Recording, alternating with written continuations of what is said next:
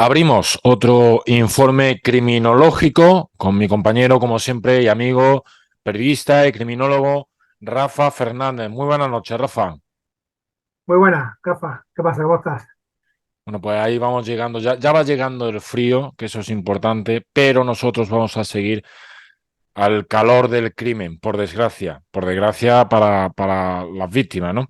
En esta ocasión regresamos, como ya adelantamos la semana pasada, a Córdoba, aunque bueno, también estaremos en otros lares, pero siempre con nuestra provincia presente de una u otra forma. El informe, por todo ello, lo hemos titulado Córdoba en el crimen. Y metiéndonos ya en faena, como se suele decir, precisamente arrancamos en una provincia distinta a la nuestra, en la vecina de Sevilla, porque en la localidad de Peñaflor, muy cerquita de Córdoba, tuvieron lugar en 1904, Rafa, los asesinatos del Huerto del Francés. Sí, Rafa. Era un poco este caso, lo hemos dejado aparcado, ¿no? En otros informes que podíamos haberlo tocado, de los crímenes que hicimos en Andalucía o algún otro. Pero bueno, nos viene aquí bien porque es lo que dices, ¿no? Tiene bastante relación con Córdoba, va a pasar en varios de los casos que vamos a tocar, cuando no sea directamente aquí en nuestra provincia, ¿no? Entonces, efectivamente, fue un caso muy mediático también, ¿no? Con mucha atención periodística, ¿no? De envío de corresponsales, etcétera, ¿no? Y fíjate que era a principios del siglo XX, ¿no? Eh, Pasa efectivamente en la localidad de Peñaflor, a solo 54 kilómetros de Córdoba. De hecho está más cerca de Córdoba que de Sevilla, creo. Y, y bueno, se habla que, aunque eso muchas veces lo arroban varios, ¿no? Pero los primeros asesinatos en serie documentados en España, ¿no? Pues uno de los que se hablan es de este caso, del Huerto del Francés. Eh, Pasa entre 1898 y 1904, como bien comentaba, y los protagonistas pues, fueron José Muñoz Lopera y Juan Andrés Albige, que era el francés, porque bueno, había nacido en Agen, ¿no? El país vecino, ¿no? Y era el dueño del terreno donde se iba a producir los luctuosos hechos, ¿no? Y en este caso, bueno, ¿te acuerdas que hablamos de motivaciones? Pues este es muy claro, el dinero, el puro lucro. Eh, la historia de Wilson tiene bastante relación con Córdoba porque de hecho se destapa porque desaparece un paisano nuestro. Era Miguel Rejano, que era de la localidad de Posada, localidad de Malena.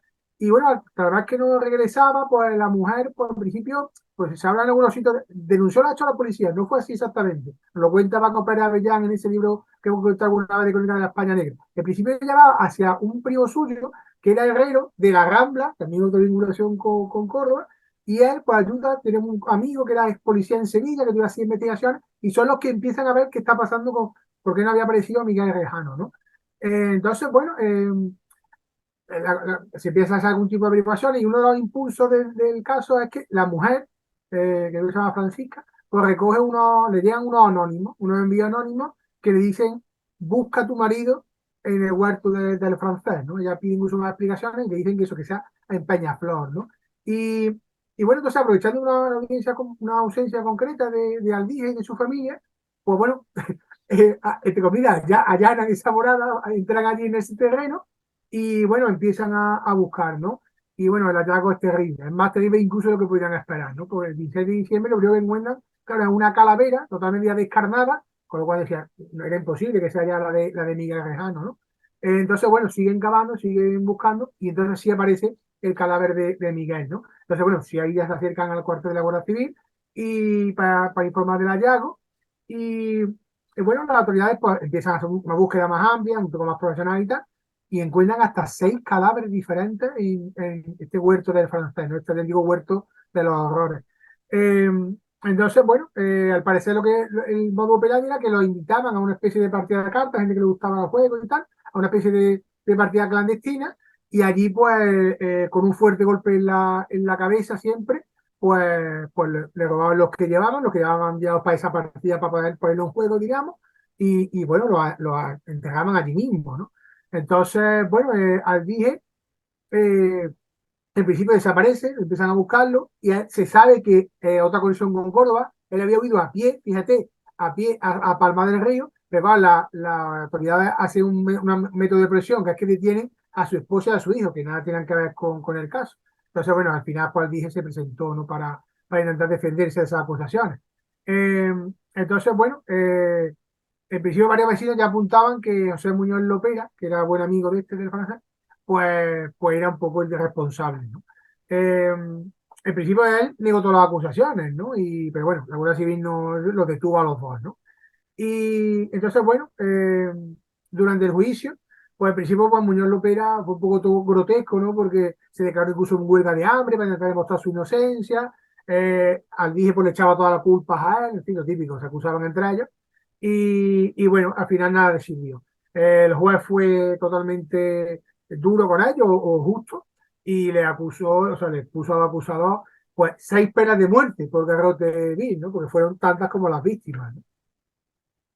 Una locura esto de las penas de muerte, ¿no? Y ahora lo vamos a comentar. Fue un caso con muchos reportes periodísticos, como decía antes Rafa, que nos han hecho llegar detalles del juicio a nuestra época, ¿no? Ya más de un siglo después.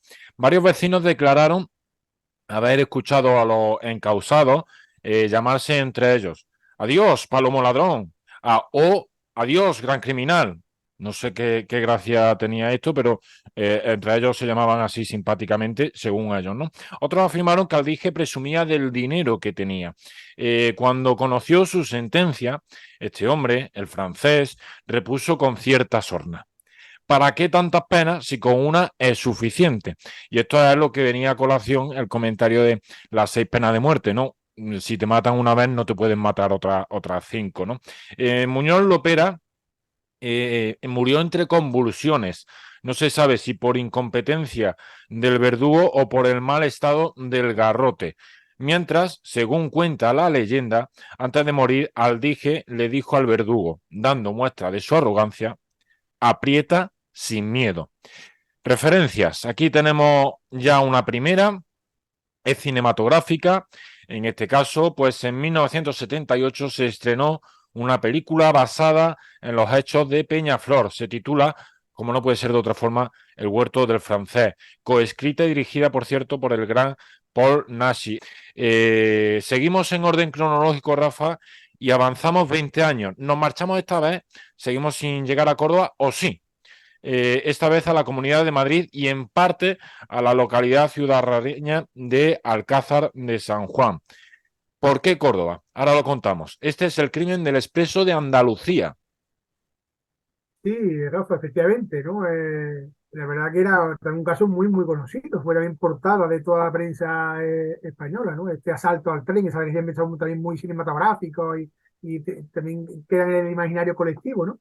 Entonces, bueno, sí, esto pasó entre abril y mayo, ¿no? De ese año 1924, y en realidad fue el brutal asesinato de dos empleados de correo, Santos Lozano León y Ángel Orce Pérez, a manos de José Sánchez Navarrete, Antonio Terán López y Francisco de Dios Piquera, que era más conocido como Paco el Fonda, ¿no? También esos tres individuos tuvieron también la complicidad de Honorio Sánchez Molina y su amante, que era un cubano llamado José Donday, que era apodado el Pildorita por su adicción a las drogas, ¿no? La gente tenía su retranca, ¿no? En esa época. Y bueno, realmente ellos planificaron al principio un atraco, ellos querían hacerse en principio con 1 millón de pesetas, sabes que muchas veces en nuestros trenes pues viajaban sacas de dinero, etcétera, ¿no? Y entonces la verdad que al final salió como una auténtica chapuza, ¿no? ¿Y por qué tiene relación con Córdoba? Porque realmente el caso se descubre y se empieza a investigar en Córdoba, porque es la estación de ferrocarril de Córdoba, en donde, bueno, donde se produce ese terrible hallazgo, ¿no? De la muerte de estos dos pobres hombres, ¿no? Entonces, en realidad, el instigador del atraco era Sánchez Molina, eh, que también como una bragueta, pues estaba endeudado, tenía unas deudas tremendas, ¿no? Estaba endeudado hasta las cejas, ¿no? Entonces, bueno, Donday, por ese tema de las drogas, ella quería conseguir un narcótico para poder dormir a los dos empleados de correos, ¿no? En principio, parecía que iba a ser algo incruento, ¿no? Pero, bueno, después preparar incluso la huida, después de dar el golpe y tal, ¿no? Pero la verdad que se cuenta, la verdad que aquí no queremos reírnos, pero son cosas también un poco curiosas, que es que el dinero que le habían dado para comprar esos narcóticos se lo había gastado en vino, y entonces por parecer solo se presentó con una botella de coñac, ¿no? Otra fuente también dice que de vino, ¿no? Entonces, pues bueno, al final es curioso porque Sánchez Molina, esto es una cuestión bien curiosa, él se quitó de en medio, hizo la del Capitán Araña, ¿no? Que se embarcó todo el mundo y se quedó en España, ¿no? Pues, bueno, sí, fue el único en no participar, sino que tengo problemas laborales y que no puedo ir, ¿no? Cuando es lo que ha instigado todo, ¿no? Entonces, bueno, Navarrete, Teruel y Picara, pues sí subieron al tren en la estación de Aranjuez, y bueno, llevaron a cabo un poco su plan cuando ya pasó Castillejo, que es otra localidad madrileña, un municipio de Aranjuez, y era camino de, como tú comentabas, ¿no? De la Casa de San Juan, ¿no? Entonces allí le esperaba Don Day. Entonces, bueno, la historia fue que Navarrete pues, le ofreció la bebida de mar a los dos oficiales de correo para que se quedaran dormidos, pero eso no pasó, ¿no? Entonces, pues Teruel y Piquer empezaron a golpearle de manera brutal y bueno, Lozano sí murió por los golpes, pero a Ors lo tuvieron que matar, le pegaron un tiro directamente, ¿no? Un tiro a bocajarro en el pecho, ¿no? Incluso, bueno, varios, porque hubo uno en el pecho y otro en el rostro, ¿no? Entonces, bueno, la verdad que fue una auténtica sangría al final, ¿no? Y bueno, al final lograron el botín, ¿no? Y entonces saltaron del expreso antes de llegar a casa de San Juan y cogieron un taxi y se marcharon a Madrid, ¿no? Entonces, claro, los cuerpos de los empleados de correo, que habían dejado atados con cuerdas, pues fueron descubiertos en medio de un gran charco de sangre cuando el expreso llegó aquí, a la estación de Córdoba. Entonces, bueno, la verdad que ellos habían dejado muchas pistas, sinceramente, y rápidamente, pues, bueno, entre esas pistas, testimonio del taxista que lo había llevado, etcétera, que estaba Miguel Pedrero, por cierto, pues, bueno, todos los tres asesinos fueron detenidos de inmediato, ¿no? Y Teruel directamente, pues, se pegó un tiro, ¿no? Antes de ser detenido por la Guardia Civil, ¿no? Tenía lo que le podía esperar, ¿no? Después Sánchez Molina fue tenía una finca en Ciudad Real, que era propiedad de su familia, y el último que ya caer pues, fue Gonday, ¿no? El pintorita, fíjate que se había marchado hasta París, le había dado tiempo a ese camino, pero lo extraditaron desde la embajada, ¿no? Así que, bueno, al final, pues, toda esta banda de malhechores pues, cayó con cierta rapidez, ¿no? El proceso contra todos ellos se llevó a cabo el 7 de mayo de 1924, es decir, fue muy, muy rápido todo. El juez pidió pena de muerte para Sánchez Molina, que fue el que se quitó del medio por supuestos problemas laborales. Como instigador, Piquera y Sánchez Navarrete, a todos le pidió pena de muerte, ¿no? Donday salió bastante bien parado, ya que fue condenado a 20 años de reclusión. El 9 de mayo de 1924, los tres condenados a muerte fueron ajusticiados también mediante ese sistema horrible del garrote vil.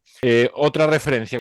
Hablamos de nuevo de la huella del crimen, esa serie histórica de televisión española que ya mencionamos en un par de ocasiones la anterior semana. En esta producción se recreó el caso en el capítulo titulado El crimen del Expreso de Andalucía, que formó parte de su segunda tanda de episodios, esto es en 1991. Y ahora sí, llegamos ya a nuestra tierra, a Córdoba, y más en concreto a la capital.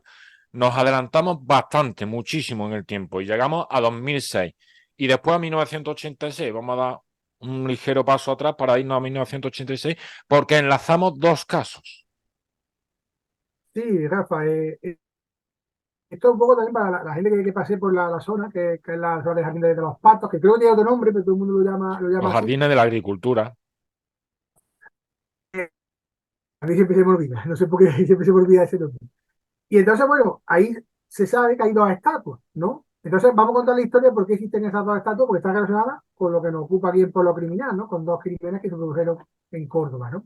Entonces, si hablamos principio sí que era de 2006, que la kiosquera Juana Victoria Domínguez, pues fue asesinada en octubre de ese año, de 2006, tras, bueno, aceptarle un hombre que quería atracarla en principio, Pedro Moreno, pues hasta, fíjate qué barbaridad, hasta 33 puñaladas, ¿no?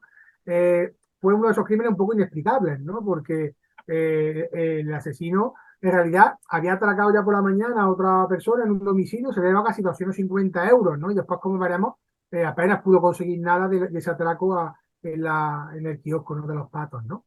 Y la verdad que el relato es, bueno, es un poco terrible, ¿no? Ahí hemos podido leer la sentencia incluso, ¿no?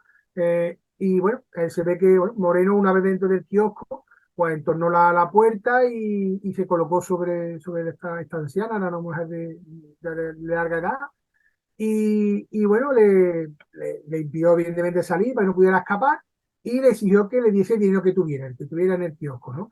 Entonces ella se negó, evidentemente, bueno, evidentemente, se negó, y a él pues, le sirvió un cuchillo de 20 centímetros, Juana Victoria, que la verdad que fue una auténtica valiente, ¿no? Pues intentó arrebatárselo, ¿no? Fíjate por la diferencia de tanto de edad como de posibilidades de comprensión física, etcétera, ¿no? Entonces, bueno, ya se hizo un corte en la mano que se pudo después acreditar en la autopsia, y a él, bueno, se ve que eso a él ya le enfurece totalmente y le hace hasta 33 cuchilladas, ¿no?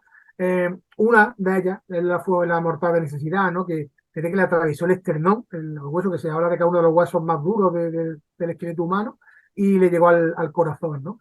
Y claro, le provocó la muerte pues casi inmediata, ¿no?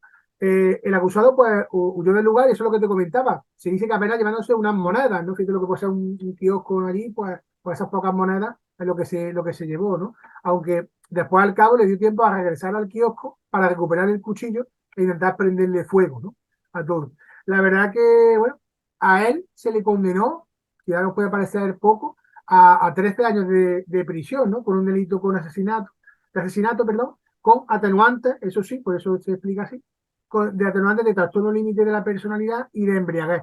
Y también con el tema de la reparación del daño, ¿no? Porque se ve que él había indemnizado a los familiares. Después también le dieron, bueno, 3 años por el primer robo en ese domicilio, que fue en la plaza de San Lorenzo, que no lo habíamos comentado, y bueno, 9 meses por el delito de robo en el kiosco, ¿no? Y antes de entrar en el segundo caso, Rafa, quizá está bien aclarar eso que estamos hablando, ¿no? Muy brevemente, que es el trastorno límite de la personalidad. Sí, pues esto ahora cuando hablamos del atenuante, de la cimenta, etcétera, pues bueno, claramente lo que se aplica son atenuantes, cimenta completa es muy complicado, aunque se dé, aunque puede darse y sea trasladado a centro psiquiátrico. Pero en este caso hubo un atenuante que es que se quedó acreditado, ¿no? Por los psiquiatras forenses, etcétera, por los diferentes informes, que el acusado Pedro Menor pues tenía un trastorno límite de la personalidad, que realmente es una enfermedad mental, ¿no? Que hace que afecta a la capacidad de una persona para controlar sus emociones, ¿no? Entonces, él suele tener pérdida de control emocional que afecta tanto a cómo se siente esa persona sobre sí misma y también se repercute en las relaciones que puede tener con los demás, ¿no? Y sobre todo, que es lo que nos ocupa, pues puede aumentar la impulsividad, ¿no? Entonces, en este caso, pues fue una impulsividad letal y asesina, ¿no? Fue un caso terrible sobre el que una estatua, como bien decía Rafa, recuerda a Juana Victoria junto a su marido, Gabriel, por su trabajo de tantos años en ese kiosco. Y curiosamente, también tiene su estatua y por otro crimen cometido allí, la víctima del siguiente caso. Por eso lo hemos enlazado. Eso es.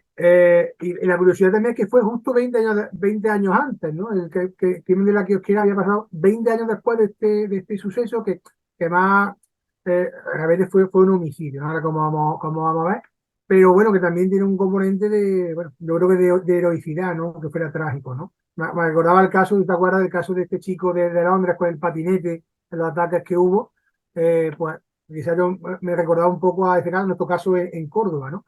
Y fue eso que te comento, fue Aniceto García Roldán, él era un jardinero del ayuntamiento y trabajaba en esos jardines, los cuidaba, ¿no? Diariamente los jardines de los patos, ¿no? Y la madrugada del 18 de julio de 1986, mientras estaba en su jornada laboral, pues él vio cómo iban a atracar a una chica, ¿no? Decidió intervenir para socorrerla, ¿no?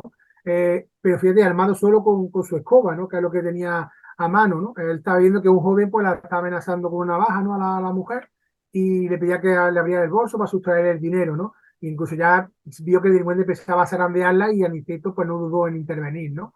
Él consiguió salvar a la chica, pero a cambio pues recibió 2 puñaladas que acabaron con su vida, ¿no? El agresor se llamaba Antonio Plantón, y él fue perseguido por un hermano del fallecido y al final pues, pudo ser detenido en el hospital de Reina Sofía cuando él intentaba hacer un ingreso por una sobredosis que había tenido de heroína, ¿no? Al final pues fue la forma de poder detenerlo, ¿no? Pero claro, fue un homicidio porque no hubo esos componentes No que hemos había hablado de asesinato y premeditación. tal.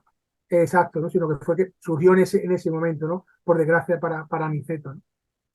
Como reconocimiento a semejante sacrificio, le fue entregada la medalla de plata de la ciudad a título póstumo.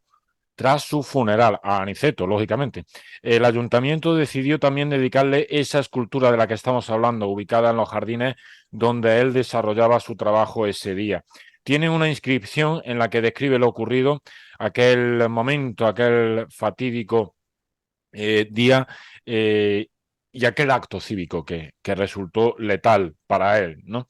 Y cerramos nuestro informe, ya no a la provincia, lo hacemos hoy en mi pueblo. Bueno, no nací allí, pero como si lo hubiera hecho, ¿no? Nos vamos a Pozo Blanco, al norte de Córdoba. En 2003 tuvo lugar allí el asesinato de Juliana Rubio. Sí, Rafa, sabes que habíamos hecho un paso, aparte por la capital, también por la provincia, ¿no? En uno de la primera tanda de programas de Por lo Criminal. Y este caso, bueno, nos recordaba nuestra común amiga, también periodista, Julia López, en una conversación que tuvimos muy agradable con ella unas semanas atrás. Y bueno, hemos querido traerlo, ¿no? Para también traer ese apunte en la provincia, ¿no? Y también un poco por, pero mira, homenaje un poco a ti también porque es tu localidad, ¿no? Que le tienes tanto cariño, ¿no? Entonces, pues sí, ahí fue el caso de un joven, yo no consigo los apellidos, no sé si tú lo tendrías por ahí, Ángel Antonio M.I. he encontrado yo, tenía 25 años y también verá que el caso fue terrible, ¿no? Porque mató a su vecina, esta persona que tú hablabas, Juliana, cuando había salido a dar un paseo por un camino próximo a su residencia. eh, y bueno, en principio es el típico, ¿no? Tipo caso de un crimen o un hallazgo en extrañas circunstancias, que suele decir. Entonces, claro, viene que se inicia la investigación y realmente el proceder pues, fue terrible, ¿no? De esta persona, ¿no? Porque las pruebas indicaron que este autor, pues había golpeado a la persona, a Juliana, directamente con los puños. Se vio que en la zona había otro tipo de elementos, piedras, etcétera, pero simplemente con sus propios puños, con lo que terminó acabando con su vida en un auténtico, bueno, no sé, un acto absolutamente, digamos, de impulsividad que hablábamos antes, ¿no? Pero terrible, ¿no? Entonces, bueno, evidentemente pues se fue a registrar su piso y que estaba en la calle Conquista, número 14 de Pozo Blanco, y se encontraron ya ropas con restos de sangre, incluso otros objetos relacionados con el caso, como la bicicleta de montaña, ¿no? Con la que había sido visto por una vecina, la que había increpado un momento antes de la agresión y tal. Y bueno, el joven fue detenido no en Pozo Blanco, sino en otra localidad de Córdoba, que era Hinojosa del Duque, que era donde él vivía anteriormente con su familia. Él se había trasladado a Pozo Blanco, ¿no? Unos meses antes, ¿no? Y fíjate que tenemos incluso la declaración de uno de los miembros de la Fuerza de Seguridad que los custodiaron, ¿no? Y le preguntaron sobre el estado de ánimo y le dijo textualmente, parece que con él no fuera la cosa. Fíjate, después de cometer un crimen, un asesinato tan terrible, ¿no? Entonces, bueno, dicho asesinato creo que fue también calificado como homicidio, ¿no? Así un poco por el deje habitual. Y bueno, parece que aquí hubo un caso que hemos querido traer porque fue una otra vecina, Encarnación, que realmente dio claves, ¿no? Para poder seguir las pistas y para encontrar al asesino, ¿no? Es verdad que ella lamentó no haberlo podido identificar porque dice que llevaba una grande gafa oscura ese día cuando le echó mano él luego siguió su camino, pero sí dio datos claves, ¿no? Para dotar con el joven. Y queremos traerlo esto porque es algo que lo que hiciste mucho las fuerzas y cuerpos de seguridad del Estado, ¿no? La colaboración ciudadana. Que en este caso se resuelve aquí en nuestra provincia, muy cerquita, gracias a esa colaboración, ¿no? ¿Cuántos casos que tenemos no resueltos en España? Realmente hay gente que sabe cosas y que por miedo, porque vamos a ser incluso un familiar, un amigo. Bueno, es verdad que es difícil dar ese paso, ¿no? Pero también hay que pensar en esas familias de las víctimas que tienen respuestas, ¿no? En este caso, pues, Encarnación fue valiente con todo lo que sabía y gracias a eso se pudo dar solución a este caso, ¿no? El caso de Juliana en Pozo Blanco. El autor del crimen llevaba viviendo de alquiler en ese domicilio, en ese inmueble registrado, unos 8 meses y se había mostrado correcto y amable, sin haber llamado la atención, según comentaron sus vecinos. eh, Tan solo se sabía de él que estuvo trabajando un tiempo en Coop, la cooperativa del Valle de los Pedroches, que conocida por toda España por sus productos lácteos sobre todo, aunque también cárnicos, y que era agradable en el trato, cumpliendo regularmente con el pago del alquiler. Los vecinos ignoraban entonces si conocía o había visto con anterioridad a su víctima y vecina Juliana Rubio, que llevaba 17 años en el barrio.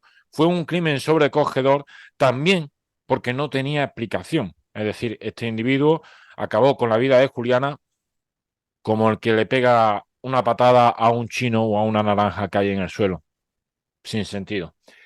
Hemos repasado este Córdoba en el crimen, en el mundo del crimen, Rafa. La próxima semana hacemos un parón porque es festivo, tenemos un puente de esos festivos y tal, con la constitución que se está rompiendo y tal. Eh, pero volvemos después. ¿Qué vamos a tener después de ese parón del puente de la Constitución y la Inmaculada?